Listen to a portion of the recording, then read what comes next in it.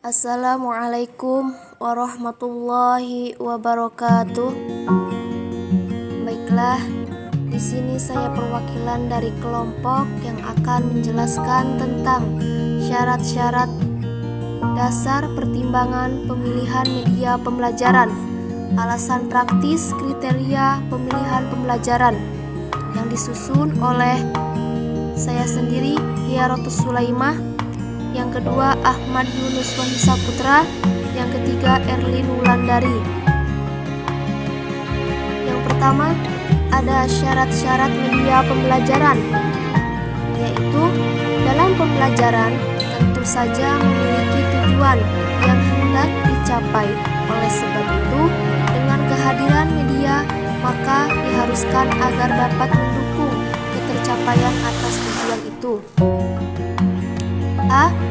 Karakteristik media yang akan digunakan sesuai dengan proses pembelajaran. B. Harus sesuai dengan tujuan yang akan dicapai. Media pembelajaran yang akan digunakan haruslah memiliki kriteria yang sesuai, karena jika tidak sesuai maka biasa menghambat proses pembelajaran itu sendiri. C. Mampu mendukung isi dan bahan pembelajaran. Media pembelajaran harus mampu mendukung isi serta bahan isi pembelajaran. D. Media mudah diperoleh, yaitu sangat penting untuk memperhatikan kemudahan media pembelajaran, karena jika tidak terjadi kerusakan pada media maka tentunya dapat lebih mudah untuk dapat media. B. Dasar pertimbangan pemilihan media pembelajaran merupakan bagian dari integral dari keseluruhan proses pembelajaran yang fungsinya untuk meningkatkan efisiensi dan efektivitas pembelajaran. Dan adapun dasar-dasar pertimbangan media pembelajaran yaitu A. Alasan teoritis, yaitu alasan pokok pemilihan media pembelajaran karena didasari atas konsep pembelajaran sebagai sebuah sistem yang di dalamnya terdapat suatu totalitas yang terdiri atas sejumlah komponen yang saling berkaitan untuk mencapai tujuan. B. Prosedur pemilihan media pembelajaran, yaitu mengajukan model perencanaan penggunaan media. C. Alasan praktis. A. Demonstration, berfungsi sebagai alat peraga pembelajaran. B. Familiarity, yaitu pembelajaran memiliki alasan pribadi mengapa ia menggunakan media, karena sudah terbiasa menggunakan media tersebut. Media yang baik adalah bersifat kontekstual, sesuai dengan realitas kebutuhan belajar yang dihadapi siswa. C. Clarity, yaitu banyak pengguna media memiliki alasan bahwa menggunakan media adalah untuk membuat informasi lebih jelas dan konkret sesuai kenyataannya. D. Active learning, yaitu salah satu aspek yang harus diupayakan oleh guru dalam pembelajaran adalah siswa harus berperan secara aktif baik secara fisik, mental, dan emosional. D.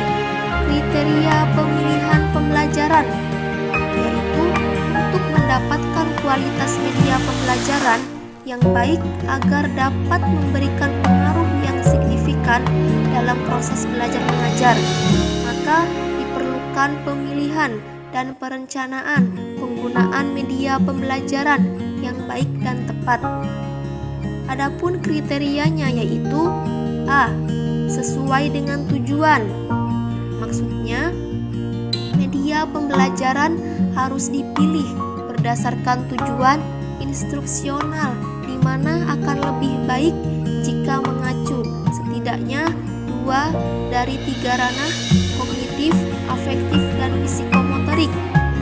D.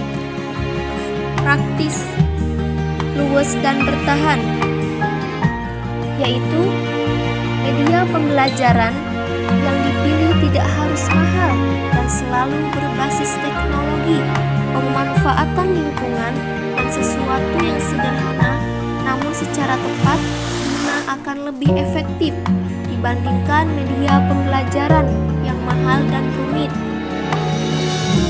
C. Mampu dan terampil menggunakan. Apapun media yang dipilih, guru harus mampu menggunakan media tersebut. Nilai dan manfaat media pembelajaran sangat ditentukan oleh bagaimana keterampilan guru menggunakan media pembelajaran tersebut. D. Pengelompokan sasaran, yaitu siswa terdiri dari banyak kelompok belajar yang heterogen. Antara kelompok satu dengan yang lain tentu tidak akan sama. Untuk itu, pemilihan media pembelajaran tidak dapat disamaratakan. Memang, untuk media pembelajaran tertentu yang bersifat universal masih dapat digunakan. Namun, untuk yang lebih khusus, masing-masing kelompok belajar harus dipertimbangkan pemilihan media pembelajaran untuk masing-masing kelompok. E.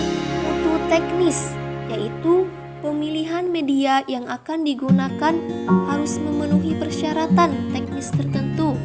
Guru tidak bisa asal begitu saja menentukan media pembelajaran meskipun sudah memenuhi kriteria sebelumnya.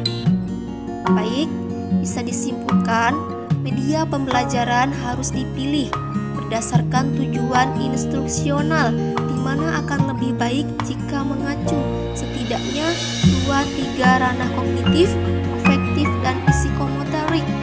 Hal yang bertujuan agar media pembelajaran sesuai dengan arahan dan tidak melenceng, dan tujuan media yang dimaksud dengan adalah berbagai perangkat, isi materi, atau pengalaman yang digunakan dalam proses belajar mengajar.